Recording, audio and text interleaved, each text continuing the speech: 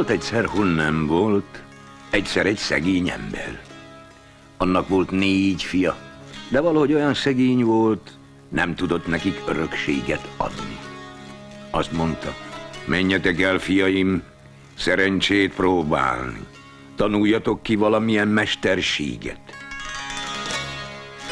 Elindult hát a 4 fiú szerencsét próbálni. Mentek, mendegéltek, elértek egy keresztúthoz. Az éppen 4 fele ágazott.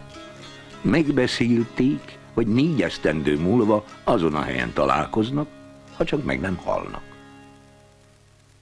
Elmúlt az idő, a 4 fiú kitanult. Az első fiú lett csillagász, a második volt lopó, a harmadik volt vadász, a legfiatalabb Szabó. Hogy elindultak hazafelé, azon a keresztúton találkoztak. Mentek az öreg apjukhoz, hogy kitanulták a mesterségeket.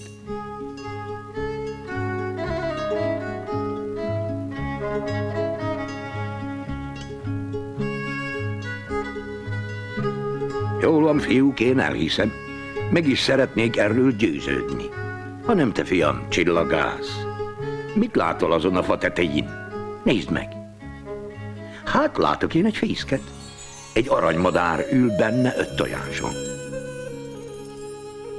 Na, lopó, ha te néked ez a mesterséged, lopd el azt az 5 tojást a madár alól, de úgy, hogy észre ne vegye.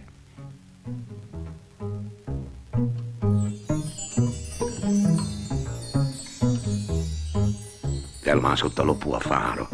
Sikerült néki a tojást észrevétlenül ellopni. Odaadta az apjának, az öreg letette az asztalra. Mindegyik sarkára egy-egy tojást. Az 5. a közepére.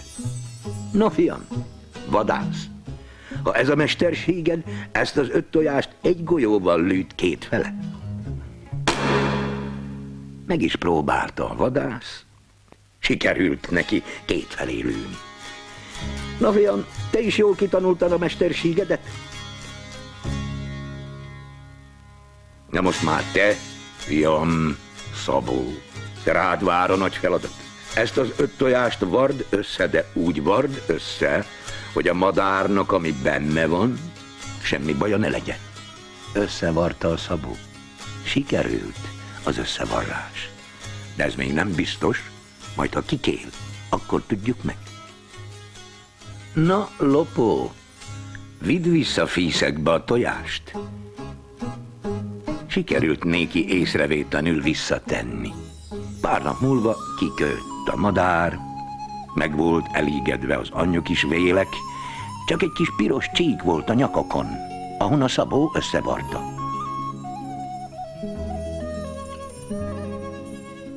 Hát, fiaim, jól kitanultátok a mesterségteket, most be is kell bizonyítani.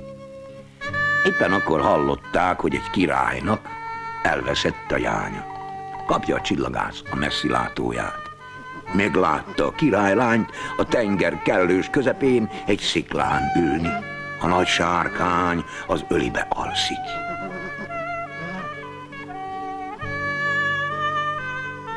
Tüstént mentek a királyhoz, kértek tőle egy hajót, hogy avval megmentik a királylányt.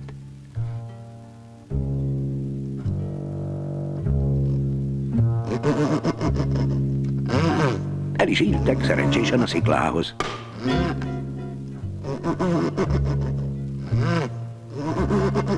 Azon tanakodtak, hogy lopják el a jányt.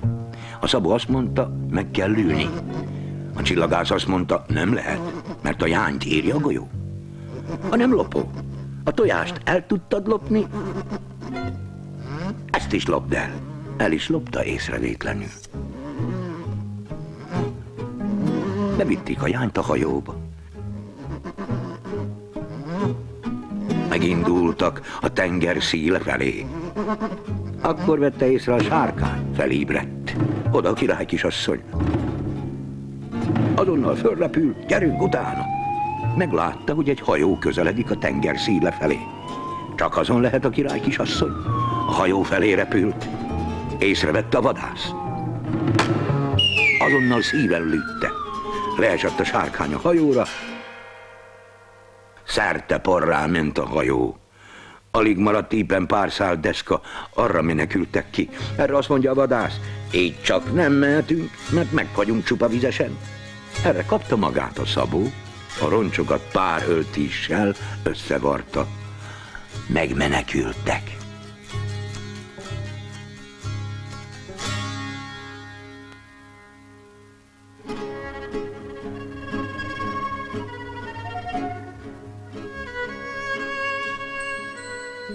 Nagyon boldog volt az öreg király, hogy újra látta a lányát. Erre azt kérte a legényektől. Melyik érdemli meg feleségül? Erre azt mondja a csillagász. Csak is én láttam meg, hogy a tenger közepén van. Erre azt mondja a lopó. Csak én érdemlem meg, mert én loptam el. Hiába láttad meg, ha nem mertél írte menni. Erre azt mondja a vadász. Hiába hoztad el, ha élen nem lövöm a sárkányt, mindünket megevett volna. Erre azt mondja a Szabó.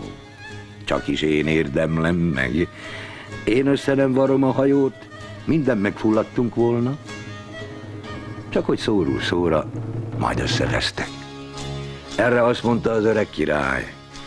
Hát, 4 őtökhöz nem adhatom a lányomat feleségül, hanem adok egy-egy fél királyságot mindőtöknek.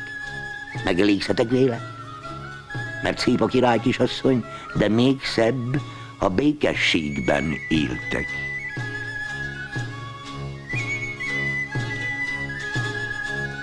Kaptak egy-egy fél királyságot, éltek boldogul, ha meg nem haltak.